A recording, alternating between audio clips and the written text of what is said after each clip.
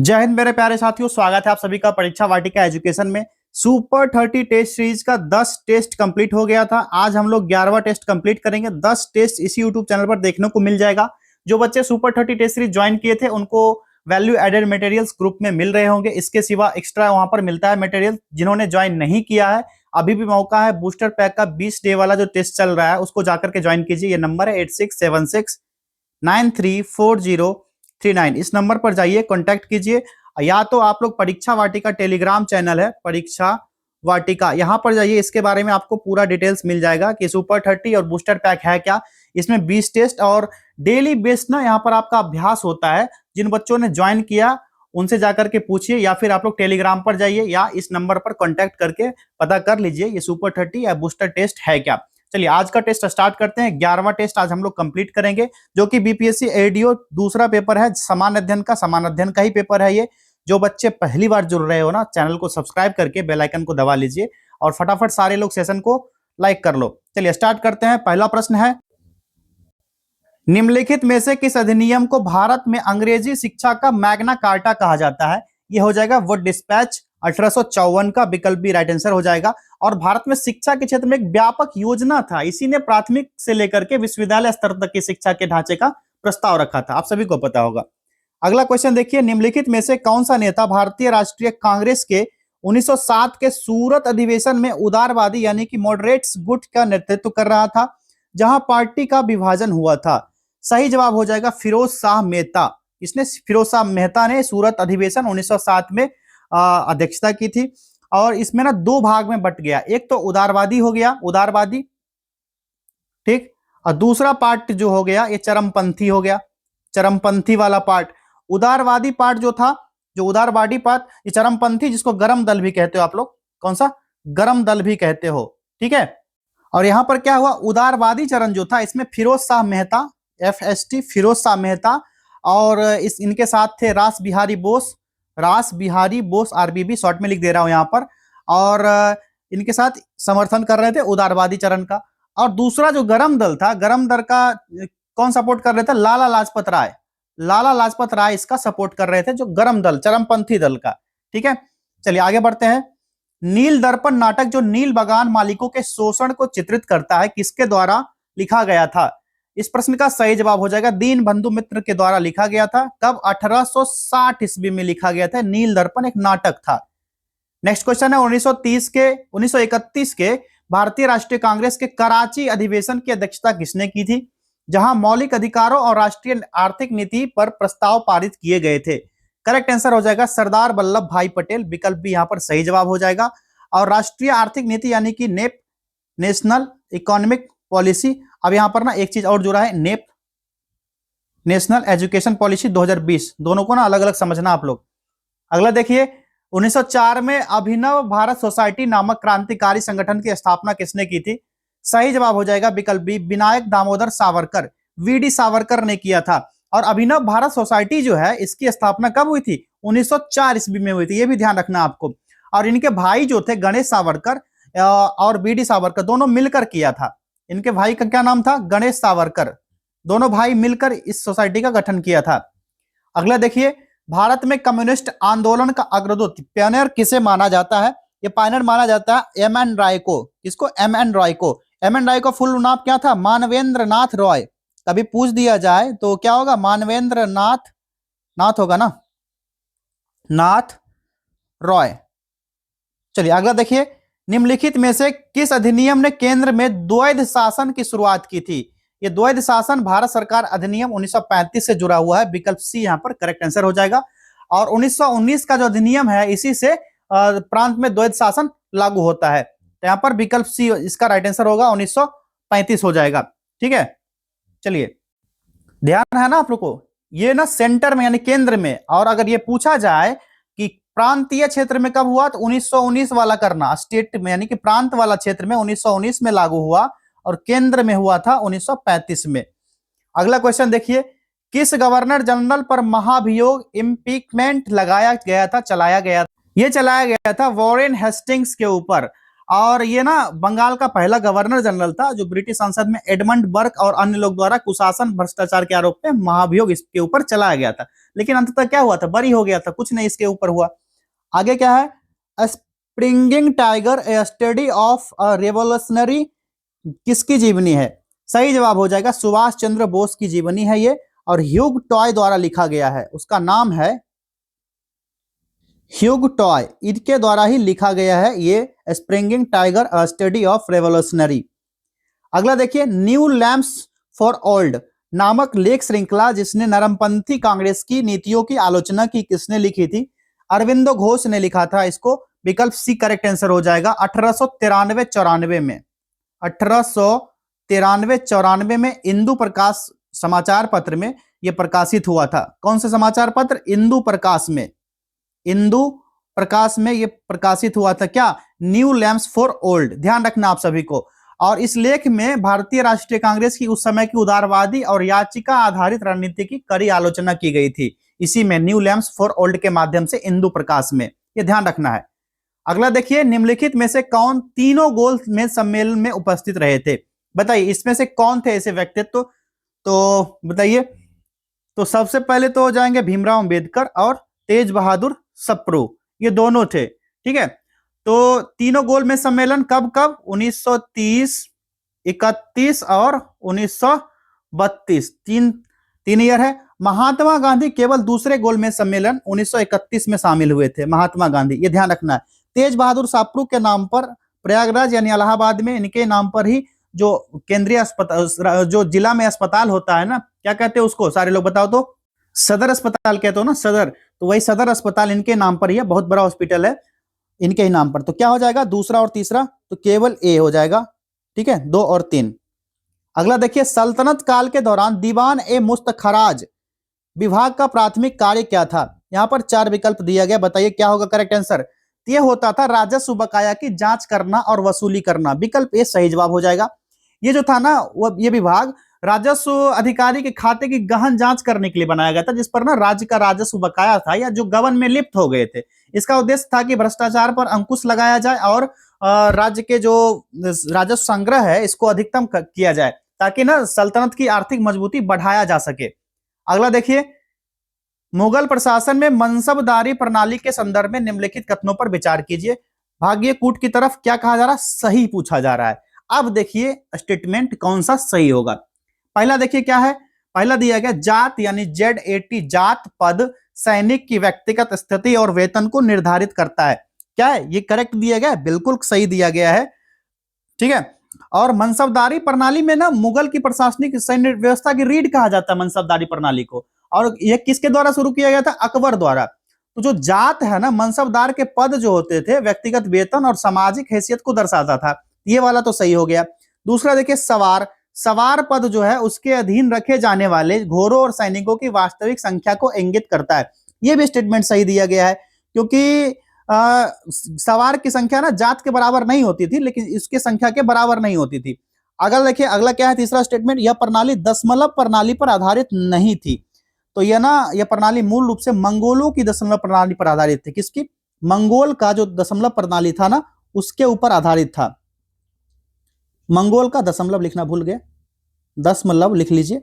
Mongol का दशमलव प्रणाली था ना उसी पर आधारित था, जिसमें कि अधिकारी को मनसब दिया जाता था। कितना मनसब मिलता था अधिकारी को? ना 10 मनसब मिलता था, या 100 मिलता था, या फिर 1000। ये सब मनसब के प्रकार थे। तो ये वाला ना यहाँ नहीं पूछा जा, नहीं कहा जा रहा ना, तो नहीं होगा, ये तो दिया जाता इसी प्रणाली पर आधारित था, मंगोल के दशमलव प्रणाली पर। तो ये वाला स्टेटमेंट हमारा यहाँ पर गलत हो जाता है। तो पहला और दूसरा यहाँ स्टेटमेंट सही था, तो राइट आंसर हो गया विकल्प बी, 1 और 2। ठीक है, चलिए आगे बढ़े नेक्स्ट क्वेश्चन की तरफ। क्वेश्चन नंबर 14 देखिए यहां पर, निम्नलिखित में से किस मध्यकालीन यात्री ने अपनी पुस्तक किताब उल हिंद में 11वीं शताब्दी के भारतीय समाज, धर्म और दर्शन का विस्तृत विवरण प्रस्तुत किया है? सही जवाब हो जाएगा अल बरूनी ने। ठीक है, और महमूद गजनबी के आक्रमण के दौरान ये भारत आया था और संस्कृत सीखा और भारतीय ग्रंथ का अध्ययन किया था इसने, और अरबी में लिखा गया है ये किताब उल हिंद। कौन सी भाषा में? अरबी में लिखा है इसने। किसने? अल बरूनी ने। ये ध्यान रखना आपको। भक्ति आंदोलन के संदर्भ में विशिष्टाद्वैत जो है, विशिष्टाद्वैत दर्शन के प्रतिपादक कौन थे और इसका क्या अर्थ है? इसका राइट आंसर हो जाएगा विकल्प बी, ये जो इसके प्रवर्तक कौन थे, प्रतिपादक थे रामानुजाचार्य। इसका अर्थ होता है सगुण ब्रह्म और आत्मा के बीच विशिष्ट संबंध होता है। ठीक है, मतलब होता है इस धर्म के अनुसार ना ब्रह्म जो होता है यानी कि ईश्वर ही परम सत्य माना है इसमें, लेकिन आत्मा यानी कि जीव जो है जड़ जगत यानी प्रकृति की वास्तविकता से संबंधित है, और तीनों मिलकर एक समग्र इकाई बनाते हैं, जहां आत्मा जगत के ब्रह्म के विशेषण का भाग हो जाता है, और अद्वैत जो हो जाएगा, जो नॉन डुअलिज्म होता है, इससे थोड़ा भिन्न होता है, क्योंकि ईश्वर को सगुण मानता है और मोक्ष के लिए भक्ति के मार्ग पर इसे जोड़ देने का काम करता है। इतना चीज समझ गए ना आप लोग? ये चीज ना कभी कभी स्टेटमेंट देकर पूछ देता है, बीपीएससी हो चाहे बड़े बड़े आयोग यूपीपीसीएस हो, यूपीएससी में भी पूछा जाता है इस तरह से।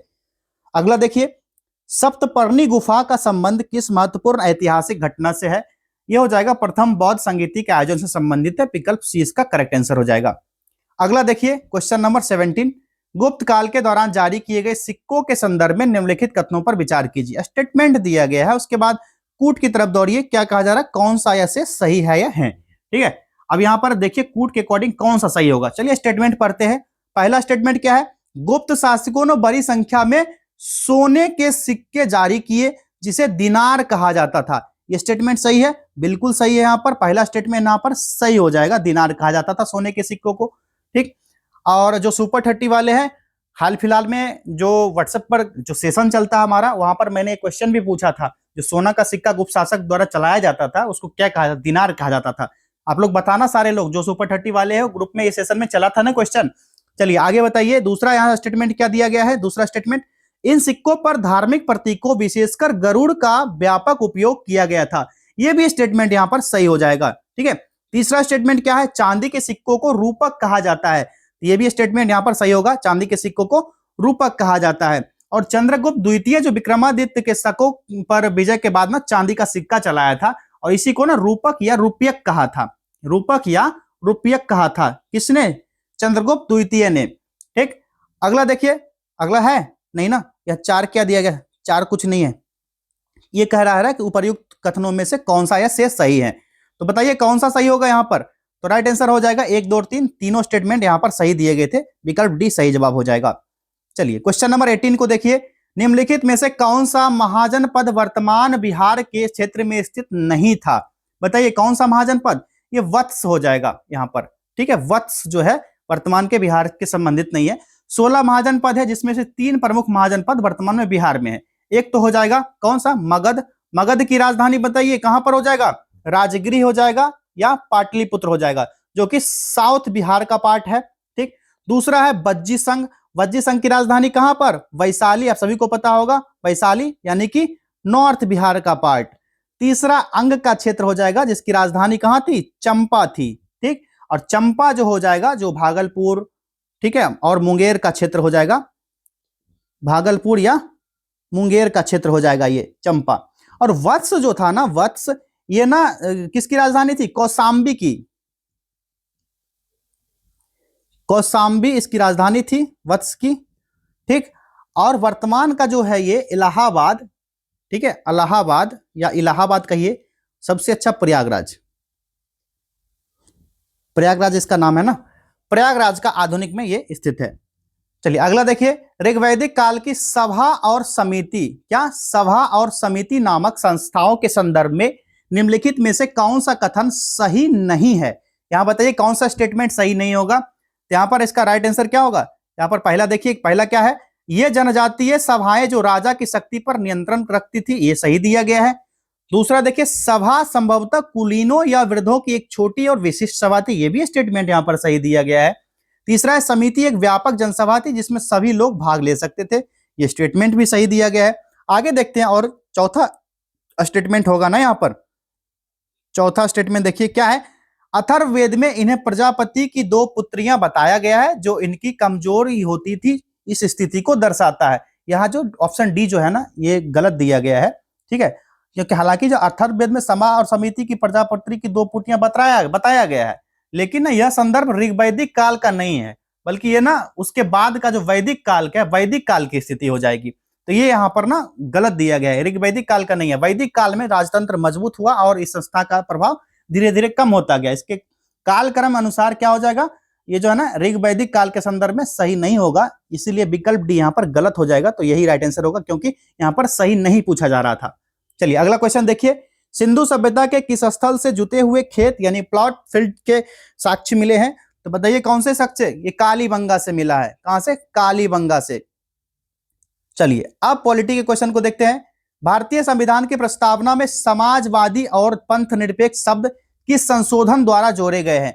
सही जवाब हो जाएगा 42वां संविधान संशोधन 1976 के द्वारा। पहला ही विकल्प यहाँ पर राइट आंसर हो जाएगा। और इसको ना मिनी कॉन्स्टिट्यूशन भी कहा जाता है, 42वां संविधान संशोधन को। ठीक है, मिनी कॉन्स्टिट्यूशन के नाम से जाना जाता है। और इसी के माध्यम से 3 शब्द जोड़े गए। कौन कौन सा? समाजवादी यानी सोशलिस्ट, सोशलिस्ट, और क्या जोड़ा गया? पंथ निरपेक्ष जोड़ा गया यानी कि सेक्युलर, सेक्युलर। और तीसरा वर्ड जो था ये अखंडता को जोड़ा गया था इसी में। अखंडता, यहां अखंडता नहीं पूछा जा रहा, अखंडता यानी इंटेग्रिटी, इंटेग्रिटी। इस 3 शब्द को जोड़ा गया इस 42वें संविधान संशोधन के माध्यम से। और इसी संशोधन ने भारत की राजनीतिक और सामाजिक दिशा को परिभाषित करने में महत्वपूर्ण भूमिका भी निभाई थी। अगला देखिए, भारतीय संविधान के किस भाग में केंद्र राज्य विधायी संबंधों यानी सेंटर स्टेट लेजिस्लेटिव रिलेशन का उल्लेख है? राइट आंसर हो जाएगा भाग 11, विकल्प बी राइट आंसर होगा। और भाग 11 में 245 से लेकर के 263 तक केंद्र राज्य के बीच शक्ति का संबंध से संबंधित ये अनुच्छेद है। और विधायी संबंध से संबंधित क्या हो जाएगा? 245 से 255 तक, 245 से 55 तक हो जाएगा। और 256 से 63 तक प्रशासनिक संबंध हो जाएगा। ठीक है, इसी में 256 से 263 तक जो होगा ना प्रशासनिक संबंध होगा। चीजें क्लियर होना चाहिए सारा। अगला देखिए, निम्नलिखित में से कौन सा अधिकार भारत के संविधान के अनुच्छेद 19 क्लॉज 1 में भाषण और अभिव्यक्ति की स्वतंत्रता पर उचित प्रतिबंध नहीं माना जा सकता है? इसका राइट आंसर क्या हो जाएगा? सही जवाब हो जाएगा सरकार की आलोचना, विकल्प डी करेक्ट आंसर इसका निकल के आया। ठीक है, और article 19 clause A, 19 clause A sub clause A, ठीक है, 19 क्लॉज 1 सब क्लॉज ए में सभी नागरिकों को भाषण और अभिव्यक्ति की स्वतंत्रता की गारंटी है, सभी को पता है। लेकिन आर्टिकल 19 क्लॉज 2 जो है ये राज्य को इस अधिकार पर उचित प्रतिबंध लगाने की शक्ति देता है। लेकिन यह प्रतिबंध जो है ना केवल कुछ विशिष्ट आधारों पर ही लगाए जा सकते हैं, जैसे कि भारत की संप्रभुता हो, अखंडता हो, या फिर राज्य सुरक्षा की बात हो, या फिर सार्वजनिक व्यवस्था की बात हो, नैतिकता की बात हो, या फिर मानहानि, इन सारे मामलों पर लगाए जा सकते हैं। और सरकार की आलोचना करना एक स्वस्थ लोकतंत्र का हिस्सा है और यह इन प्रतिबंध के दायरे में नहीं आता है। ठीक है, अगला देखिए, भारतीय संविधान के किस अनुच्छेद के तहत सर्वोच्च न्यायालय यानी सुप्रीम कोर्ट को मौलिक अधिकार के प्रवर्तन इन्फोर्समेंट के लिए रिट जारी करने की शक्ति प्राप्त है? क्या होगा? ये आर्टिकल 32 के तहत रिट जारी किया जा सकता है। और उच्च न्यायालय में अगर हाईकोर्ट की बात आ जाए तो 226 के तहत रिट जारी करने का अधिकार है। अगला देखिए, भारत के महान्यायवादी यानी अटॉर्नी जनरल ऑफ इंडिया के संदर्भ में निम्नलिखित कथनों में से कौन सा सही नहीं है? बताइए कौन सा नहीं होगा? करेक्ट आंसर हो जाएगा विकल्प सी, उसे संसद में मतदान करने का अधिकार है। चलिए अगला क्वेश्चन देखिए, भारत में धन के संकेंद्रण कंसंट्रेशन ऑफ वेल्थ का उल्लेख भारतीय संविधान के किस भाग का उल्लंघन करता है? इस प्रश्न का सही जवाब हो जाएगा राज्य के नीति निर्देशक तत्व का जो सिद्धांत है इसका उल्लंघन होता है। और ये भाग 4 में है। ठीक है, डीपीएसपी किसमें है? भाग 4 में है।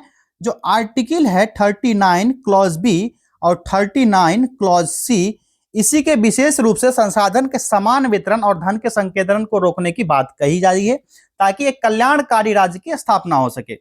अगला देखिए, भारतीय संविधान में कानून द्वारा स्थापित प्रक्रिया शब्दावली किस देश के संविधान से प्रेरित है? सही जवाब होगा ये लिया गया है कहां से? जापान से लिया गया है। विकल्प सी यहां पर सही जवाब हो जाएगा। ध्यान होगा आपको, आर्टिकल 21 जो है इसका महत्वपूर्ण हिस्सा है और यह प्रावधान कहां से? जापान से लिया गया है। और अमेरिकी संविधान में विधि की सम्यक प्रक्रिया जो है, विधि की सम्यक प्रक्रिया यानी क्या है? Due process of law.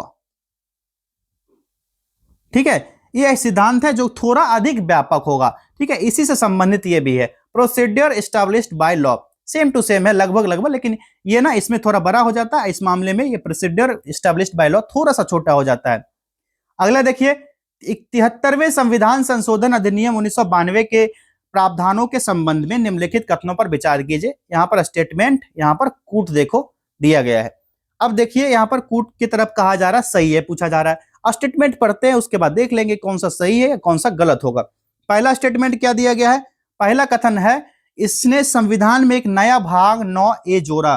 ठीक है, तो जो पहला संशोधन हुआ 9 और 11वीं अनुसूची जोड़ी गई, भाग 9A के तहत जो ये हुआ है 74वें संविधान संशोधन के तहत हुआ है।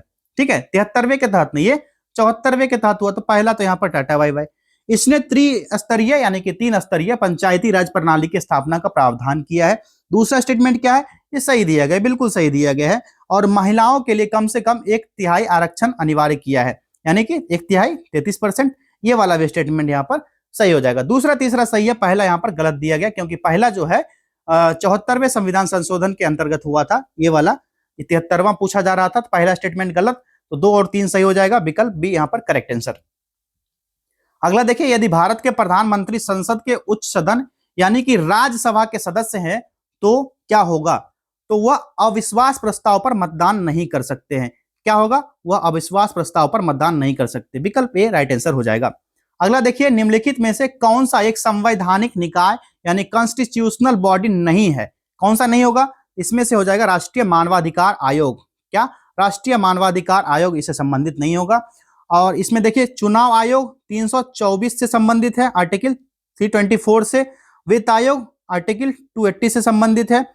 ये वाला किससे होगा बताइए? संघ लोक सेवा आयोग यानी यूपीएससी किससे संबंधित होगा? ये 315 से होगा, 315 से। एनएचआरसी जो है ना, ये एनएचआरसी, ठीक है, एक संवैधानिक निकाय है, स्टैट्यूटरी बॉडी है। क्या है ये? स्टैट्यूटरी बॉडी है ये। और इसकी स्थापना मानवाधिकार संरक्षण अधिनियम 1993 के द्वारा किया गया है। 1993 में इसकी स्थापना हुई है। अगला देखिए, भूगोल के क्वेश्चन है अब 31, क्वेश्चन नंबर 31 देखिए, भारत के प्रायद्वीपीय पठार के संदर्भ में निम्नलिखित कथनों पर विचार कीजिए। 3 स्टेटमेंट, कौन सा कथन सही है? सीधे बोलता हूं, कूट की तरफ भगो यहां से। पहला देखिए क्या दिया गया है। पहला स्टेटमेंट दिया गया है, प्रायद्वीपीय पठार गोंडवाना भूमि का हिस्सा है और यह सबसे पुराना भू आकृतिक खंड होगा। सही है, गोंडवाना महाद्वीप का हिस्सा है, प्राचीन है। ठीक, पहला स्टेटमेंट तो सही हो गया यहां पर। दूसरा देखिए क्या है, इस पठार की सामान्य ढाल पूर्व से पश्चिम की ओर है। बताइए सही है? इसकी समान ढाल हो ना, पश्चिम से पूर्व की ओर है। देखिए सीधे पलट दिया ना, यहां पर पूर्व से पश्चिम यहां पर दिया गया है। यहां पर देख लीजिए आप लोग, पूर्व से पश्चिम दिया गया है, लेकिन ये क्या होगा? ये होगा वेस्ट टू ईस्ट होगा। ठीक है, पश्चिम से पूर्व की ओर। ये तो टाटा बाय बाय, ये तो गलत हो गया। तीसरा देखिए, नर्मदा और तापी नदियां इसी पठारी क्षेत्र में भ्रंश घाटी यानी रिफ्ट वैली से होकर बहती है। ये वाला सही है? बताओ सारे, तीसरा स्टेटमेंट सही है गलत दिया गया है? तो तीसरा स्टेटमेंट जो यहां पर है ना, सही दिया गया है। नर्मदा तापी नदियां ना अपवाद हैं, ये अपवाद का हिस्सा हो जाएंगे, तो ये वाला स्टेटमेंट सही है। और ना विंध्य और सतपुरा पर्वत श्रृंखला के बीच जो भ्रंश घाटी बनता है, यहीं से गुजरती है ये। तो क्या क्या हो जाएगा? पहला और तीसरा यहां पर सही था, बाकी सब गलत थे। पहला और तीसरा यानी विकल्प सी यहां पर करेक्ट आंसर हो जाएगा। अगला है, अल नीनो परिघटना भारतीय मानसून को किस प्रकार प्रभावित करती है? यहां पर 4 कथन दिए गए हैं और यहां पर स्टेटमेंट दिए गए सिर्फ, और कूट नहीं दिया गया है। चलिए, कूट नहीं दिया गया तो क्वेश्चन को यहीं पर कूट देते हैं। क्या होगा इसका राइट आंसर? बताओ सारे। ऑप्शन सी दिख रहा है, यह हिंद महासागर के ऊपर वायुमंडलीय दबाव और तापमान पैटर्न को बाधित करती है, जिससे भारतीय मानसून कमजोर होता और सूखा पड़ता है। विकल्प सी इसका क्या हो जाएगा? करेक्ट आंसर हो जाएगा। चलिए अगला देखिए, अल नीनो के बारे में मैंने कहा था, आप लोग पढ़ लेना। सुपर 30 वाले जो भी होंगे उनको जब मैं सिलेबस लिखा रहा था, और जो बच्चे सुपर 30 नहीं भी ज्वाइन किए हैं, क्या पढ़ना है क्या नहीं पढ़ना है, क्या पढ़े क्या छोड़े करके एक वीडियो होगा, देखिए आखिरी 20 दिन में क्या क्या पढ़ना है, उसमें मैंने ये सारा चीज नोट करवाया है। वो वीडियो जो लोग देख लोगे ना, तो क्वेश्चन किसी का भी उठाओ, किसी भी पब्लिकेशन का हो, किसी भी इंस्टीट्यूट का हो, देखना अगर उससे बाहर क्वेश्चन आता है तब बताना कमेंट करके आप लोग। चलिए अगला देखिए, भारत में मृदा अपरदन यानी सॉइल एरोजन के प्रमुख कारणों में से कौन सा ऐसे शामिल है या है? ठीक है, यहां पर ना कुछ नहीं दिया गया, इसको चलिए 1 कीजिए, इसको 2, 3 और 4 है ना। चलिए चारों स्टेटमेंट यहां पर हो गया। अब बताइए कौन सा शामिल नहीं होगा? जो मृदा अपरदन है ना, गंभीर पर्यावरणीय समस्या हो जाता है, और ये जो कारक दी गई है ना, डिफोरेस्टाइजेशन जो हो जाएगा, डिफोरेस्टेशन हो जाएगा, यानी वनों की कटाई, अत्यधिक चराई, ओवर ग्रेजिंग हो जाएगा, स्थानांतरित कृषि, शिफ्टिंग कल्टीवेशन हो जाएगा, और अवैज्ञानिक कृषि पद्धति, ये सारे हो जाएंगे। 1 2 3 और 4 राइट आंसर विकल्प डी करेक्ट आंसर हो जाएगा इसका। देखिए, पश्चिमी विक्षोभ, वेस्टर्न डिस्टरबेंसेस भारतीय जलवायु को किस प्रकार प्रभावित करते हैं? सुपर 30 वाले बताओ, बताया था ना विक्षोभ के बारे में पढ़ लेना, पश्चिमी पवन के बारे में। क्या राइट आंसर निकल के आएगा बताइए? विकल्प बी हो जाएगा। वे शीतकाल में भूमध्य सागरीय क्षेत्र में नमी लाते हैं और भारत के मैदानी इलाकों में वर्षा और पहाड़ी क्षेत्र में बर्फबारी करते हैं। विकल्प बी यहाँ पर करेक्ट आंसर हो जाएगा। और पश्चिमी विक्षोभ जो है ना, मध्य अक्षांश पश्चिम से पूर्व की ओर चलने वाली हवाएं होती है, जिसको वेस्टर्न जेट स्ट्रीम द्वारा भूमध्य सागरीय क्षेत्र से उत्पन्न होने वाले अत्यंत अतिरिक्त उष्णकटिबंधीय तूफान है, जो कि सर्दी के महीने में खासकर भारतीय उपमहाद्वीप के उत्तर पश्चिम हिस्सा में अचानक बारिश और बर्फबारी लाते हैं। और यहाँ जो रबी फसल है, जैसे गेहूं का फसल हो गया, इसके लिए सबसे अधिक महत्वपूर्ण भी होता है ये वाला। अगला देखिए, भारत के कोरोमंडल तट पर शीत ऋतु में वर्षा मुख्य रूप से किस मानसून के कारण होती है? राइट आंसर होगा लौटते हुए मानसून के कारण होती है। विकल्प बी उत्तर पूर्वी मानसून। दक्कन ट्रैप के निर्माण के पीछे प्रमुख भूवैज्ञानिक कारण क्या था? दक्कन ट्रैप के बारे में बताइए, क्या होगा? ये ज्वालामुखी गतिविधि के कारण बड़े पैमाने पर बेसाल्टिक लावा का प्रवाह हुआ करता है। ठीक है, विकल्प भी यहां पर राइट आंसर हो जाएगा। चलिए आगे बढ़ते हैं नेक्स्ट क्वेश्चन की तरफ। अगला प्रश्न है, भूमध्य सागरीय जलवायु मेडिटेरेनियन क्लाइमेट की प्रमुख विशेषता यानी मुख्य विशेषता क्या होगा? सही जवाब हो जाएगा विकल्प बी, शुष्क ग्रीष्मकाल और आर्द्र शीतकाल इसकी प्रमुख विशेषता हो जाएगी। यहां वर्षा मुख्य रूप से शीत ऋतु में होगी, जबकि ग्रीष्म काल में जो ये होता है ना, शुष्क रहता है। यह स्थिति क्यों होती है? ये वेस्टर्लाइज के कारण होती है। पछुआ हवाओं के मानसूनी जो मौसमी स्थानांतरण होता है, इसी के कारण बनता है। और ये जलवायु ना खास करके कैलिफोर्निया का क्षेत्र हो गया और मिडिल चिली का क्षेत्र हो जाएगा, जो मध्य चिली का भाग है, और मेडिटेरेनियन सी यानी भूमध्य सागर का क्षेत्र जो होगा ना, यहाँ पर हो जाएगा। और ये ना, ये क्षेत्र जो हो जाएगा ना, अंगूर संतरा की खेती के लिए सबसे उपयुक्त माना जाएगा। ठीक है, ये ध्यान रखना, किसके लिए रे? अंगूर और संतरा की खेती के लिए सबसे उपयुक्त ये वाला मानसून माना जाता है। अगला देखिए, नेक्स्ट क्वेश्चन है 38। निम्नलिखित में से कौन सा जल मरुमध्य स्ट्रेट एशिया और उत्तरी अमेरिका महाद्वीप को एक दूसरे से अलग करता है? ये बताइए कौन सा होगा? तो बेरिंग जल संधि होगा, बेरिंग स्ट्रेट हो जाएगा, बेरिंग जल मरुमध्य। विकल्प सी करेक्ट आंसर। ये जो हैगा किसको? रूस को अलग करता है। ठीक है, रूस का जो चुकोटका प्रायद्वीप है, लिख देता हूं यहां पर नाम, चुकोटका प्रायद्वीप। ठीक है, इसको अलग करता है किससे बताइए सारे लोग? इसको अलग करता है अमेरिका से। ठीक, संयुक्त राज्य अमेरिका। और अमेरिका का जो उत्तरी भाग है अलास्का प्रायद्वीप, अमेरिका का उत्तरी भाग जो है अलास्का, अलास्का प्रायद्वीप से ये अलग करता है। क्या? बेरिंग जल संधि। ये ध्यान रखना आपको। और मैंने कहा था फिजिकल ज्योग्राफी से क्वेश्चन बनेंगे, वर्ल्ड ज्योग्राफी ना हो, फिजिकल ज्योग्राफी से क्वेश्चन निश्चित रूप से रहेंगे। अगला देखिए, गल्फ स्ट्रीम धारा के संदर्भ में निम्नलिखित कथनों पर विचार कीजिए। अब यहां पर दिए गए कौन कौन से कथन है? एक हो गया ये, दूसरा ये हो गया, और ये तीसरा। 3 कथन है ना, 3 स्टेटमेंट दिए गए। अब बताइए कौन सा होगा, कौन सा नहीं होगा। पहला देखिए क्या है, यह एक ठंडी महासागरीय जलधारा है। गल्फ स्ट्रीम ना एक गर्म महासागरीय धारा है। ठीक है, ये ठंडी नहीं है, ये क्या है? गर्म हो जाएगा। ये गर्म जलधारा है। और ये कहां पर है बताइए? तो मैक्सिको की खाड़ी से निकलता है। कहां पर? मैक्सिको की खाड़ी। तो पहला स्टेटमेंट तो यहां गलत हो गया। दूसरा देखिए, अटलांटिक महासागर में प्रवाहित होती है, तो यह सही दिया गया है। जो अपने गर्म प्रभाव के कारण जो उत्तरी अमेरिका का पूर्वी तट है आगे चलकर यूरोप के पश्चिमी तट के मौसम को नरम और गर्म दोनों बनाए रखने का काम करता है, जिससे सर्दी में बंदरगाह जमे नहीं रहते हैं, बर्फ नहीं जमता है। ये वाला भी यहाँ पर सही हो जाएगा। ये वाला भी सही हो गया। चलिए, पूर्वी तट के मौसम को प्रभावित करता है। तीनों दोनों हो जाएगा सही, दूसरा और तीसरा सही है, पहला गलत था। विकल्प भी यहाँ पर राइट आंसर हो गया। चलिए क्वेश्चन नंबर 40 देखिए, रिंग ऑफ फायर क्षेत्र निम्नलिखित में से किससे सबसे अधिक जुड़ा हुआ है? तो रिंग ऑफ फायर जो है ना, ज्वालामुखी और भूकंपीय गतिविधियों से जुड़ा होता है। ये पर राइट आंसर हो गया, विकल्प सी हो जाएगा। ये ना प्रशांत महासागर के चारों ओर ने घोड़े की नाल की आकृति का क्षेत्र हो जाता है। घोड़ा का नाल किस तरह से होगा? ये इस टाइप का होता है ना, घोड़ा का नाल।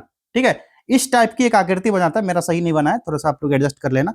जहां ना बहुत बड़ी संख्या में भूकंप आता है और 75% जो ज्वालामुखी होता है ना यहाँ पर ना सक्रिय होता है और इसी क्षेत्र में ये स्थित होता है। इस क्षेत्र में टेक्टोनिक प्लेट जो होता है ना, इसकी सीमा पर स्थित जो भी होगा, तो प्लेट ना आपस में ना एक दूसरे से ना टकराने लगता है। ये सारे प्लेट ना एक दूसरे को टक्कर देने लगते हैं, विशेषकर जो सबडक्शन जोन होता है, जिससे भूगर्भीय रूप में अत्यधिक सक्रिय क्षेत्र बन जाता है वहां पर। ये सारा चीज ना आपको ध्यान देना है। चलिए क्वेश्चन नंबर 41 देखिए, भारत में राष्ट्रीय आय का अनुमान लगाने के लिए निम्नलिखित में से कौन सी संस्था जिम्मेदार है? सही जवाब हो जाएगा विकल्प सी, राष्ट्रीय सांख्यिकी कार्यालय एनएसओ। ठीक है, एनएसओ पर एक क्वेश्चन भी आया था जिसको मर्ज किया गया था, तो ये सारा देख लिए होगे आप, तो सही है। नहीं देखे हो जाकर के देख लेना। ठीक है, राजकोषीय घाटा फिस्कल डेफिसिट का सही अर्थ निम्नलिखित में से क्या होगा? राइट आंसर हो जाएगा कुल प्राप्तियों, राजस्व और गैर ऋण पूंजीगत से कुल व्यय का अधिक होना। नेक्स्ट क्वेश्चन है, कोर इन्फ्लेशन का मूल मुद्रास्फीति शब्द का क्या अर्थ होगा? तो इसका सही जवाब होगा विकल्प बी, उपभोक्ता मूल्य सूचकांक यानी सीपीआई से खाद्य पदार्थों और ऊर्जा की कीमतों को छोड़कर मापी गई मुद्रास्फीति। अगला देखिए, poverty and un-British rule in India पुस्तक में दादा भाई नौरोजी ने किस सिद्धांत का प्रतिपादन किया था? राइट आंसर इसका निकल के आएगा धन के निष्कासन का सिद्धांत, ड्रेन ऑफ वेल्थ थ्योरी। ठीक है, विकल्प कौन सा होगा बताइए, इसमें से क्या हो सकता है? धन का निष्कासन ये है ना, दिया है, लिख दूं इंग्लिश में भी। अक्सर ना आप लोग ये सब ना इंग्लिश वाला ही पार्ट देखा कीजिए, जब भी क्वेश्चन फंसे कभी भी ना, तो इंग्लिश वाला जो होता है ना उसको ही सही मानता आयोग भी, कोई भी आयोग हो। Drain of wealth theory. अगला देखिए, भारत में खुला बाजार परिचालन ओपन मार्केट ऑपरेशन ओएमओ निम्नलिखित में से किसकी मौद्रिक नीति का हिस्सा है? ये हो जाएगा आरबीआई का। विकल्प भी यहां पर सही जवाब हो जाएगा। नेक्स्ट देखिए, वस्तु एवं सेवा कर यानी जीएसटी लागू होने के बाद निम्नलिखित में से कौन सा कर केंद्र सरकार के लिए प्रमुख अप्रत्यक्ष कर बन गया है? ये कौन सा होगा? उत्पाद शुल्क हो जाएगा, एक्साइज ड्यूटी। किधर है? Option A. और 1 जुलाई 2017 से भारत में कई केंद्रीय राज्य अप्रत्यक्ष कर को समाहित किया गया, जिसको ना मूल स्तर पर जीएसटी के रूप में शामिल किया गया, जो केंद्रीय उत्पाद शुल्क हो गया, सेवा कर हो गया और अतिरिक्त सीमा शुल्क जैसी कई चीजों को एक जगह इसको लाया गया। हालांकि कुछ वस्तुएं जैसे पेट्रोलियम उत्पाद हो गया, शराब, अभी भी इस पर उत्पाद शुल्क लगता है, लेकिन जीएसटी प्रणाली के तहत ना यह सबसे प्रमुख एकीकृत अप्रत्यक्ष कर बन गया है। और निगम कर जो है इसका एक अप्रत्यक्ष कर, अगर निगम कर के बारे में पूछा जाएगा, ये क्या है? ये प्रत्यक्ष कर हो जाएगा, प्रत्यक्ष कर होगा, डायरेक्ट टैक्स हो जाएगा ये। अगला देखिए, सतत विकास लक्ष्य सस्टेनेबल डेवलपमेंट गोल्स एसडीजीज प्राप्त करने की समय सीमा क्या है, जैसा कि संयुक्त राष्ट्र द्वारा निर्धारित किया गया है? राइट आंसर होगा 2030। ठीक है, और इसमें अपनाया गया 17 वैश्विक लक्ष्य है, जिसमें क्या क्या शामिल है? इसमें शामिल है गरीबी उन्मूलन, पूछा जाता है ये सब। एसडीजीज में क्या क्या शामिल होगा? दे देगा 3-4 स्टेटमेंट, उसके बाद बोलेगा कूट की सहायता से बताइए 1-2 सही है या 2-3 सही है। गरीबी उन्मूलन हो जाएगा इसमें, और क्या होगा? भूखमरी हो जाएगा। और बताइए और क्या क्या हो सकते हैं? भूखमरी हो गया, और गुणवत्तापूर्ण शिक्षा हो जाएगा, गुणवत्तापूर्ण शिक्षा। अब यहां भूखमरी क्या? भूखमरी की समाप्ति, भूखमरी समाप्त करना, सिर्फ भूखमरी नहीं, इसका लक्ष्य है। ठीक, उसके बाद लैंगिक समानता, सारे लिंग को समान व्यवहार करना, समानता, और क्या होगा? स्वच्छ ऊर्जा। जो इंपॉर्टेंट है वो लिखा रहा हूं मैं, बाकी इसके 17 लक्ष्य है, 17 लक्ष्य को देखते रहना आप लोग जाकर के। और जलवायु कार्रवाई जैसे कई तत्व शामिल है इसमें। निम्नलिखित में से कौन सा सूचकांक संयुक्त राष्ट्र विकास कार्यक्रम यूएनडीपी द्वारा जारी मानव विकास रिपोर्ट यानी ह्यूमन डेवलपमेंट रिपोर्ट का एक घटक नहीं है? नहीं को नोट आउट कीजिए, बताइए राइट आंसर क्या होगा? सही जवाब इसके निकल कर आएगा शिशु मृत्यु दर, इन्फेंट मॉर्बिलिटी रेट, विकल्प सी।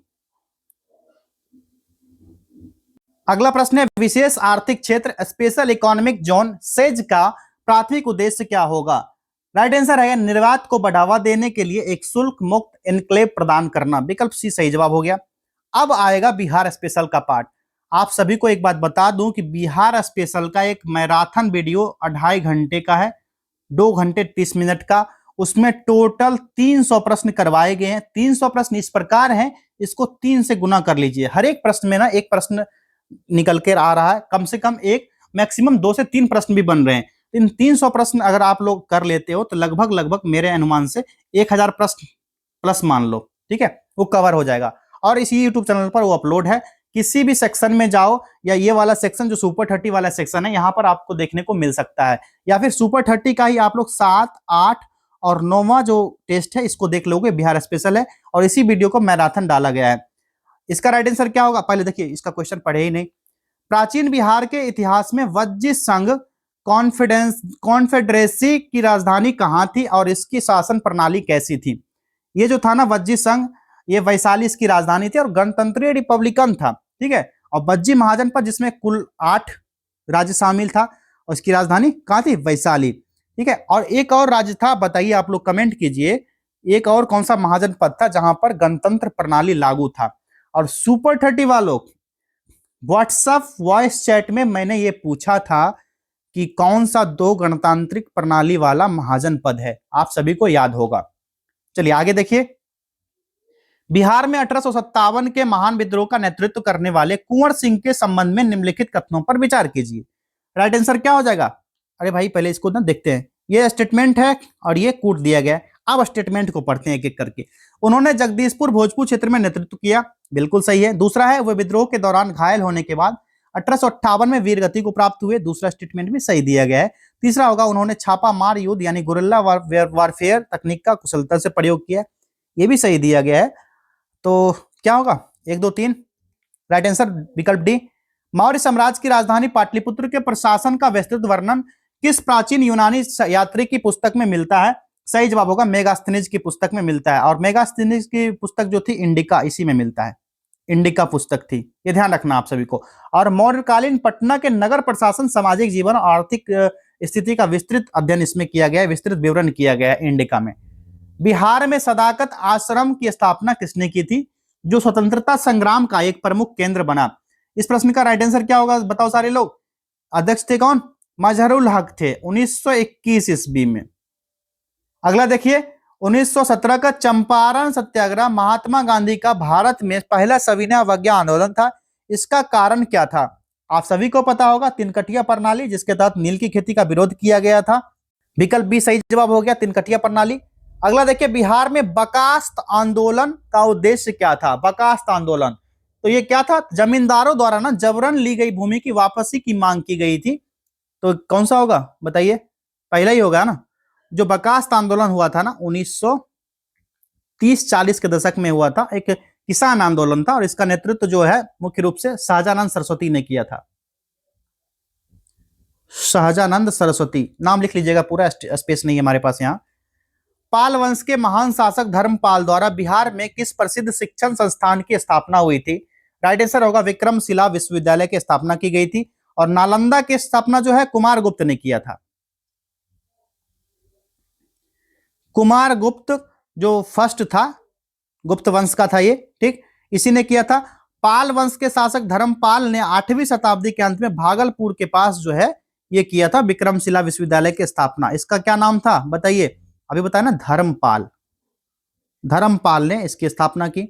ओदंतपुरी महाविहार, ये बताइए ये क्या था? तो ये ना बौद्ध धर्म के वज्रयान शाखा का एक प्रमुख केंद्र था, ये वाला विक्रमशिला विश्वविद्यालय। ओदंतपुरी महाविहार और तक्षशिला विश्वविद्यालय के बारे में आप लोग देख लेना एक बार, क्या है नहीं है, इसका फैक्ट सारा जानना भी जरूरी हो जाता है। बिहार सोशलिस्ट पार्टी की स्थापना 1931 में किसने की थी? सही जवाब हो जाएगा विकल्प ए, जयप्रकाश नारायण और फूलन प्रसाद वर्मा ने किया था। कब? 1931 ईस्वी में। जैन धर्म के 24वें और अंतिम तीर्थंकर भगवान महावीर का जन्मस्थल कुंडग्राम वर्तमान बिहार के किस जिले में स्थित है? सही जवाब हो जाएगा विकल्प सी, वैशाली में। 540 ईसा पूर्व कुंडग्राम में भगवान महावीर का जन्म होता है। बिहार को एक अलग प्रांत बनाने के लिए आंदोलन में किस नेता की भूमिका सर्वाधिक महत्वपूर्ण मानी जाती है? यह डॉक्टर सच्चिदानंद सिन्हा। साइंस के क्वेश्चन 60 से 84 तक होंगे, और साइंस का ठीक ठाक वेटेज रहने वाला है एडीओ एग्जाम में। चलिए देखिए, यहाँ पर पहला प्रश्न है यहाँ पर साइंस का, और टोटल का 60वां प्रश्न। सम electronic species, isoelectronic species F-Ne और Na+ के आयनिक परमाणु आकार के संबंध में निम्नलिखित में से कौन सा क्रम सही होगा? बताइए कौन सा होगा? तो सबसे पहले यहाँ पर जो दिया गया ना, कोई एक विकल्प उठा लेते हैं। चलिए यहीं से शुरू करते हैं, यहीं से शुरू करेंगे।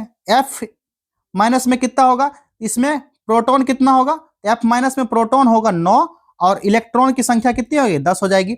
अब ना Ne में देख लेते हैं, Ne में कितना होगा, Ne में जो है सर्वाधिक प्रोटॉन होगा और इसी कारण ना इसका प्रभावी नाभिकीय आवेश सबसे ज्यादा होता है और Fe में सबसे कम होता है। अब Na प्लस में देख लीजिए, Na प्लस में क्या होगा, इसमें क्या होगा, प्रोटॉन हो जाएगा 11 और इलेक्ट्रॉन की संख्या हो जाएगा कितना 10 हो जाएगा। एक और कौन सा बचा यहाँ पर, Fe वाला हो गया, Fe हो गया, Ne हो गया, Ne वाला तो हो ही गया।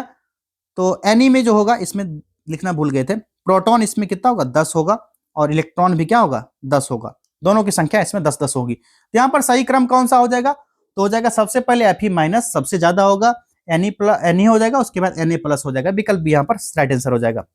ठीक, चलिए आगे बढ़ते हैं नेक्स्ट क्वेश्चन की तरफ। चलिए क्वेश्चन नंबर 61 देखिए, जल की स्थायी कठोरता परमानेंट हार्डनेस को दूर करने के लिए आमतौर पर किस सोडियम यौगिक का उपयोग किया जाता है। Very easy answer, sodium carbonate का यूज होता है, विकल्प सी, इसका रासायनिक सूत्र ये रहा। ठीक है, निम्नलिखित में से कौन सा बहुलक पॉलीमर विद्युत इंसुलेशन बनाने के लिए व्यापक रूप में उपयोग किया जाता है और यह किस प्रकार का बहुलक है। सही जवाब इसका निकल के आएगा विकल्प बी, ये बेकेलाइट होगा और थर्मोसेटिंग बहुलक हो जाएगा, ये बेकेलाइट थर्मोसेटिंग बहुलक।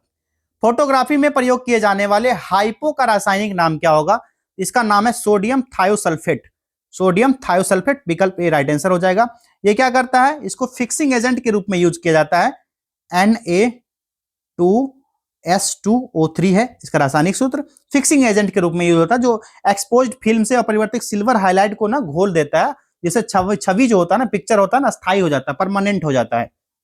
अगला देखिए, गन पाउडर निम्नलिखित में से किसका एक समांगी मिश्रण है, होमोजीनस मिक्सर है, किसका होगा, तो पोटेशियम नाइट्रेट, चारकोल और सल्फर की मिश्रण होगा, ये विकल्प ए करेक्ट आंसर है। मानव शरीर की हड्डी में सर्वाधिक मात्रा में पाए जाने वाले रासायनिक यौगिक कौन सा होगा, करेक्ट आंसर होगा कैल्शियम फॉस्फेट, विकल्प सी कैल्शियम फॉस्फेट। और मानव हड्डी दांत का जो मुख्य घटक होता है जिसमें कैल्शियम फॉस्फेट यानी Ca3PO4 इंटू, तो इसका रासायनिक सूत्र होगा जो कि कठोरता और मजबूती प्रदान करता है इसको। नेक्स्ट देखिए, निम्नलिखित अम्लों की अम्लीय शक्ति यानी एसिडिक स्ट्रेंथ का सही क्रम क्या होगा। तो सबसे पहले ये जो होता है ना, प्रोटॉन दान करने वाले आयन में सबसे पहले आएगा कौन सा, CHO3- हो जाएगा। और तो यहां पर देखिए कौन सा होगा, विकल्प बी होगा या सी होगा, बी नहीं, बी हो जाएगा, विकल्प बी हो जाएगा। ठीक है, जो सल्फर परमाणु है ना, ऑक्सीजन से बड़ा होने के कारण ऋणात्मक आवेश को बेहतर ढंग से फैलाएगा और CH3S- जो होगा ना अधिक स्थिर होता है। तो नाइट्रोजन सबसे कम स्थिर आयन बनाता है, ये सभी पता होगा आपको।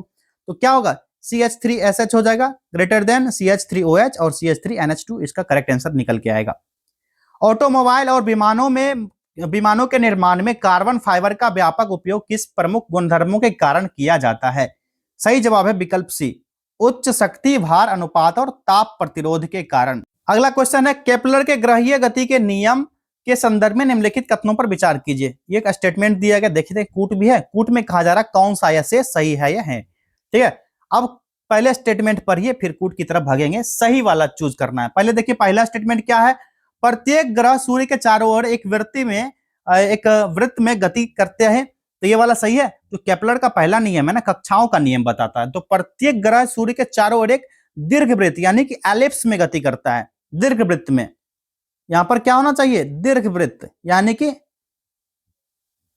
एलिप्स में गति करता है। ठीक है, तो ये वाला स्टेटमेंट तो टाटा बाय बाय। दूसरा देखो, ग्रह को सूर्य से जोड़ने वाली इस रेखा समान समय अंतरालों के समान क्षेत्रफल तय करती है, क्षेत्रफल का नियम है, बिल्कुल सही है, ये वाला स्टेटमेंट यहां पर सही दिया गया है। तीसरा क्या है, किसी ग्रह की परिक्रमण अवधि का वर्ग सूर्य से उसकी औसत दूरी के घन के समानुपाती होता है, ये भी यहां पर सही दिया गया है। जो केपलर का तीसरा नियम है, T² व्युत्क्रमानुपाती AQ होता है, तो घन का कितना है, AQ हुआ ना, समानुपाती होता है घन के समानुपात। तो चलिए यहां पर क्या होगा, दूसरा और तीसरा यहां करेक्ट आंसर निकल के आएगा, विकल्प सी। एक वस्तु को पृथ्वी की सतह के ऊपर से फेंका जाता है, जैसे जैसे वस्तु ऊपर की ओर बढ़ जाती है उसकी गतिज ऊर्जा यानी काइनेटिक एनर्जी होती है, स्थितिज ऊर्जा यानी पोटेंशियल एनर्जी पर क्या इफेक्ट पड़ेगा, तो गतिज ऊर्जा क्या होगी, घटेगी और स्थितिज ऊर्जा जो होगी बढ़ जाएगी। तो विकल्प बी इसका करेक्ट आंसर हो जाएगा। निम्नलिखित के किस घटना के कारण इंद्रधनुष बनता है। इंद्रधनुष बचपन से पढ़ते आ रहे प्रकाश का अपवर्तन और आंतरिक परिवर्तन परिकर्णन का कारण होता है, विकल्प सी इसका करेक्ट आंसर हो जाएगा। डॉपलर इफेक्ट निम्नलिखित में से किस परिघटना से संबंधित होगा? ये होगा ध्वनि या प्रकाश तरंगों की स्पष्ट आवृत्ति में परिवर्तन जब स्रोत प्रेक्षक एक दूसरे के सापेक्ष गति में होगा। तो डॉपलर इफेक्ट बताता है कि जब किसी तरंग जो यानी कि ध्वनि होगा, प्रकाश होगा या रडार का स्रोत जो होगा प्रेक्षक के बीच जो होगा ना सापेक्ष गति होगा, और प्रेक्षक को प्राप्त होने वाली तरंग जो होगी आवृत्ति इसका बदल जाएगा। एक एग्जांपल लेते हैं, जब कोई एक एम्बुलेंस पास आता है तो उसकी ध्वनि की पिच जो होती है ना, पीक जो होती है ना, आवृत्ति सडनली बढ़ जाती है और दूर जाने पे क्या होगी? घट जाएगी। एग्जांपल के रूप में ले सकते हैं हम लोग। अगला देखिए, एक उपग्रह पृथ्वी के चारों ओर एक निश्चित कक्षा में चक्कर लगा रहा है। यदि उपग्रह की कक्षीय गति बढ़ा दी जाए तो निम्नलिखित में से क्या होगा? क्या इफेक्ट होगा? तो उपग्रह जो होगा ना ऊपरी कक्षा में चलाया जाएगा या फिर पलायन कर जाएगा। विकल्प सी, वेरी इजी। अगला क्वेश्चन देखते हैं, नेक्स्ट क्वेश्चन की तरफ बढ़े। श्यानता यानी कि विसोसिटी के संदर्भ में निम्नलिखित कथनों पर विचार कीजिए। स्टेटमेंट पुट की तरफ भागो। कहा जा रहा है, सही पूछा जा रहा है कि सही कौन सा होगा, बताइए कौन सा सही होगा। पहला स्टेटमेंट देखिए, यह तरल पदार्थ के बहने के प्रतिरोध का माप है, ये सही दिया गया है। दूसरा क्या है, गैसों की श्यानता तापमान बढ़ने के साथ घटती है, ये गलत दिया गया, क्योंकि गैस में श्यानता तापमान बढ़ने के साथ ना बढ़ती है, घटेगी नहीं, ये क्या होगी? और बढ़ने लगेगी। तो स्टेटमेंट ये यहाँ पर गलत हो जाएगा। और जो इसमें ना जो होता है ना, उच्च तापमान पर अणु की गतिज ऊर्जा जो होती है ना, टकराव की दर बढ़ जाती है, और तापमान जो होगा ना, द्रव्य में तापमान बढ़ने पर श्यानता जो होगी घट जाएगी, वो स्थिति बनेगा। तो ये वाला तो गलत हो गया। आदर्श तरल पदार्थ यानी आइडियल फ्लूइड्स की श्यानता शून्य होती है, बिल्कुल सही दिया गया है यहाँ पर, क्योंकि आंतरिक घर्षण नहीं होता है तो उसकी श्यानता क्या होगी? शून्य हो जाएगी। यहाँ पर कौन सा, पहला और तीसरा सही है, बाकी दोनों, बाकी एक ही गलत था ना, सिर्फ दो गलत था, 1 और 3 सही होगा। विकल्प सी करेक्ट आंसर। एक ट्रांसफार्मर का मुख्य कारण क्या है, बताइए। तो ये होगा एसी वोल्टेज को कम या ज्यादा करेगा, यानी कि स्टेप अप डाउन करने का काम करता है। विकल्प सी राइट आंसर हो जाएगा। निम्नलिखित में से कौन सा अर्धचालक यानी सेमीकंडक्टर पदार्थ का उदाहरण होगा? वेरी इजी, जर्मेनियम हो जाएगा। विकल्प बी जर्मेनियम इसका उदाहरण हो जाएगा। प्रकाश संश्लेषण यानी फोटोसिंथेसिस की प्रक्रिया के संदर्भ में निम्नलिखित में से कौन सा कथन सही नहीं है? रॉन्ग स्टेटमेंट पूछा जा रहा है। राइट आंसर निकल के आएगा, कार्बन डाइऑक्साइड को अवशोषित करने के लिए प्रकाश की सीधी आवश्यकता होती है। अगला देखिए, मानव शरीर में हीमोग्लोबिन का मुख्य कार्य क्या है? इसका काम होता है ऑक्सीजन का परिवहन करना।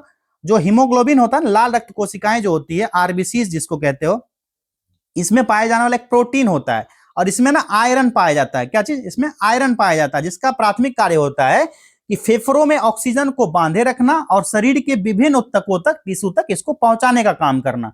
और यही कार्बन डाइऑक्साइड को ना वापस फेफड़ों तक लाने में भी मदद करता है। तो राइट आंसर क्या निकल के आएगा? विकल्प सी हो जाएगा, ऑक्सीजन का परिवहन करना। अगला देखिए, निम्नलिखित में से कौन सी ग्रंथि मानव शरीर में अंतःस्रावी यानी एंडोक्राइन और बहिस्रावी यानी एक्सोक्राइन दोनों ग्रंथियों के रूप में कार्य करता है? ये हो जाएगा अग्न्याशय, पैंक्रियाज हो जाएगा। विकल्प सी।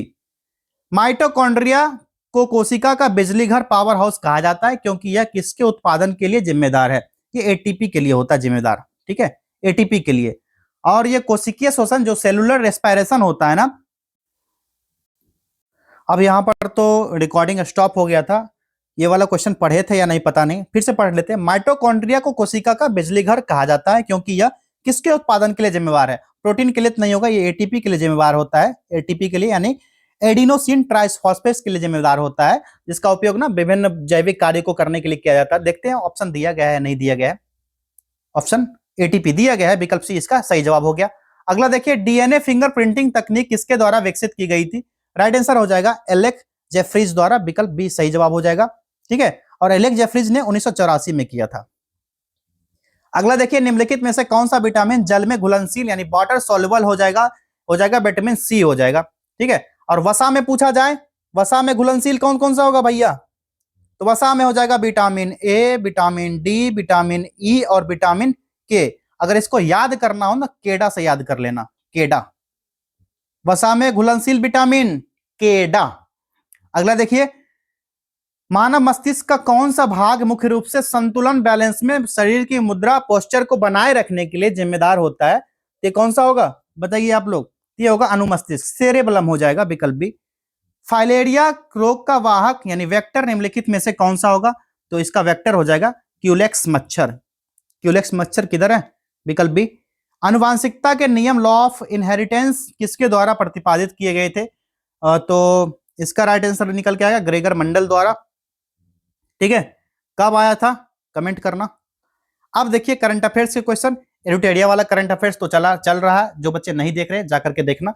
अभी इसका 3 सेट अपलोड हो गया है ऑब्जेक्टिव वाला। इससे पहले 850 प्रश्न, उसके बाद 200 प्रश्न वाला सीरीज आया था ना, ये बहुत ही अच्छा सीरीज है 200 प्रश्न वाला, ये देख लेना। और जो बच्चे नहीं देख पाए, अब एडुटेरिया वाला कंटिन्यू है इसी यूट्यूब चैनल पर। एक प्लेलिस्ट भी बना दिया गया है एडुटेरिया का, जिसमें कि 20 सेट करवाए जाएंगे, 20 सेट में 1000 प्रश्न का अभ्यास होगा आप लोग का। चलिए अब देखिए क्वेश्चन नंबर 85। हाल ही में समाचारों में रही आयुष्मान भारत प्रधानमंत्री जन आरोग्य योजना ABPMJAY के संदर्भ में निम्नलिखित कथनों पर विचार कीजिए। और कहा जा रहा है कौन सा सही है या है। यहाँ स्टेटमेंट पढ़िए, उसके बाद इसका करेक्ट आंसर देख लेंगे। पहला यहाँ पर दिया गया है, पहला स्टेटमेंट क्या है, तो यह दुनिया की सबसे बड़ी सार्वजनिक स्वास्थ्य बीमा योजना, सही है। यह प्रतिवर्ष प्रति पात्र परिवार यानी एक लोग के लिए 5 लाख तक और कैशलेस अस्पताल में भर्ती कवरेज देता है, बिल्कुल सही है। हाल ही में 70 वर्ष से अधिक आयु के वरिष्ठ नागरिकों को इसके दायरे में लाया गया है, ये भी स्टेटमेंट सही है। इसमें ना 5 लाख ऐड कर दिया गया। तो यहां पर क्या होगा बताइए, तीनों सही है ना, विकल्प डी सही जवाब होगा। आगे बढ़ते हैं नेक्स्ट क्वेश्चन की तरफ। नवंबर 2025 में भारत ने किस देश के साथ नई व्यापक रणनीतिक साझेदारी समझौते पर हस्ताक्षर किए, जिसके बाद द्विपक्षीय वार्ता हुई? इसका राइट आंसर निकल के आएगा रूस के साथ हुआ है, ये विकल्प सी सही जवाब होगा। और रूसी राष्ट्रपति व्लादिमीर पुतिन ने द्विपक्षीय वार्ता के बाद नवंबर 2025 में भारत के साथ एक नए व्यापक रणनीतिक साझेदारी समझौता पर हस्ताक्षर भी किया था। और ना ये दोनों देश के गहरे होते हुए भू राजनीतिक और आर्थिक संबंध को दर्शाता है। हाल में पुतिन भारत भी आए थे। धौरी वेटलैंड जो हाल ही में समाचारों में देखा गया था, भारत के किस राज्य में स्थित है? सही जवाब होगा ये उत्तर प्रदेश में स्थित है। अगला देखिए, सितंबर 2025 में किस G7 देश ने फिलिस्तीन को मान्यता देने की घोषणा की? राइट आंसर हो जाएगा ये फ्रांस। भारत का पहला स्वदेशी photonic radar, indigenous photonic radar किसके द्वारा विकसित किया गया है? तो सही जवाब हो जाएगा DRDO के द्वारा। नवंबर 2025 में किस भारतीय युगल टेनिस खिलाड़ी ने, कितना है 20 है ना, 20 साल के करियर के बाद पेशेवर टेनिस से संन्यास ले लिया? करेक्ट आंसर हो जाएगा रोहन बोपन्ना ने। ठीक है, पेरिस मास्टर 1000 में अपना अंतिम मैच खेला, कहां पर? पेशेवर टेनिस से संन्यास लिया है। अगला देखिए, हाल ही में नीति आयोग द्वारा जारी राजकोषीय स्वास्थ्य सूचकांक रिपोर्ट 2025 यानी फिस्कल हेल्थ इंडेक्स रिपोर्ट 2025 में कौन सा राज्य शीर्ष पर रहा? सही जवाब हो जाएगा विकल्प डी हो जाएगा ओडिशा। नवंबर 2025 में भारत और यूके के बीच किस रक्षा अभ्यास का आयोजन पश्चिमी तट पर किया गया? राइट आंसर इसका हो जाएगा कोंकण 2025। ठीक है, कोंकण 2025 का विकल्प सी राइट आंसर हो गया। अगला देखिए, जनवरी 2025 में कितने व्यक्तियों को पद्म विभूषण पुरस्कार से सम्मानित किया गया था? टोटल 7 व्यक्तियों को यह सम्मान मिला था। अगला देखिए, स्पेडएक्स मिशन जो हाल ही में समाचारों में था, इसका मुख्य उद्देश्य क्या था? राइट आंसर हो जाएगा विकल्प सी उपग्रहों की सर्विसिंग और रखरखाव का प्रदर्शन। हाल ही में समाचारों में देखा गया पार्टिसिपेटरी नोट्स पी नोट्स निम्नलिखित में से किससे संबंधित है? पी नोट्स ध्यान रखना आप लोग, इसका संबंध किससे हो जाएगा? तो विदेशी संस्थागत निवेश यानी FIIs द्वारा जो होता है ना भारतीय शेयर बाजार में निवेश से संबंधित है, विकल्प भी यहाँ पर राइट आंसर हो जाएगा। सेबी इसको नियंत्रित करता है, पढ़े होंगे आप लोग। COP29 का आयोजन हाल ही में किस देश में किया गया जहां जलवायु परिवर्तन से संबंधित महत्वपूर्ण निर्णय लिया गया था? यह अजरबैजान में हुआ था। अगला देखिए, नवंबर 2025 में भारत और अमेरिका के बीच किस पहल के तहत आर्टिफिशियल इंटेलिजेंस और क्वांटम कंप्यूटिंग पर एक नई कार्यशाला का आयोजन किया गया? राइट आंसर इसका निकल कर आएगा कौन सा? विकल्प बी आईसेट यानी initiative on critical and emerging technology, इसका ना फुल फॉर्म यही हो गया, ये ध्यान रखना आप सभी को। अगला देखिए, अग्नि 5 मिसाइल जिसका हाल ही में सफलतापूर्वक परीक्षण किया गया, इसके संबंध में निम्नलिखित कथनों में से कौन सा सही है? यहां पर स्टेटमेंट दिया गया, कौन सा स्टेटमेंट यहां पर सही दिया गया है ये पूछा जा रहा है। इस प्रश्न का सही जवाब क्या होगा बताओ जरा? हो जाएगा यह एक अंतर महाद्वीपीय बैलिस्टिक मिसाइल यानी ICBM है, जिसकी मारक क्षमता 5000 किलोमीटर से अधिक है। कितना है? मारक क्षमता 5000 किलोमीटर से अधिक है। तो यही इसका राइट आंसर हो जाएगा विकल्प सी। बढ़ते हैं नेक्स्ट क्वेश्चन की तरफ। विश्व निमोनिया दिवस वर्ल्ड निमोनिया डे हर साल किस तारीख को मनाया जाता है, जिस पर हाल ही में भारत सरकार ने जागरूकता अभियान चलाया? यह मनाया जाता है 12 नवंबर को। और नवंबर 2025 में भारत सरकार द्वारा ना एक अभियान चलाया गया जिसमें निमोनिया से होने वाली मौतों को कम करना था, SAANS के तहत। इसका मतलब हुआ सोशल, इसका फुल फॉर्म लिख लेना आप लोग, social awareness and action to neutralize आ जाएगा ना इतने स्पेस में, न्यूट्रलाइज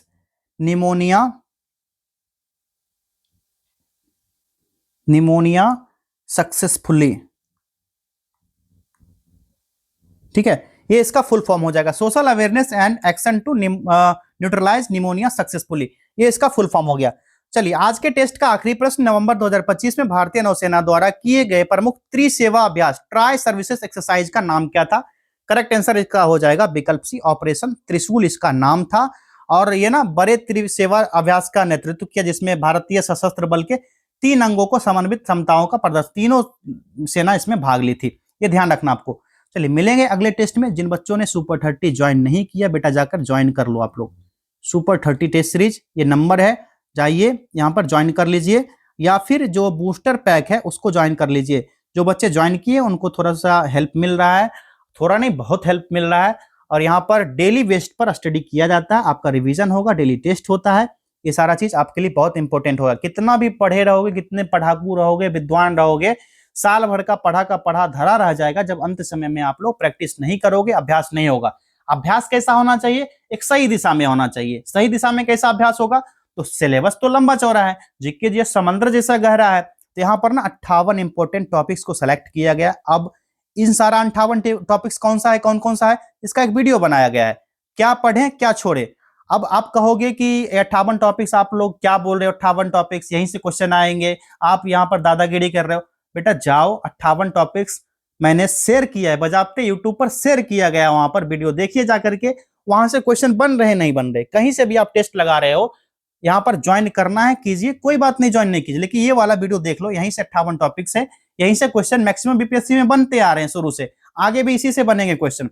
जो बच्चे ज्वाइन किए उनको निश्चित रूप से बेनिफिट मिल रहा है, जो नहीं ज्वाइन किया अब 5 ही टेस्ट हुआ है, जाकर के ज्वाइन कर लो। ये नंबर रहा, इस नंबर पर व्हाट्सएप कीजिए या फिर कॉल कर सकते हो। चलिए मिलेंगे अगले टेस्ट में, बहुत बहुत धन्यवाद।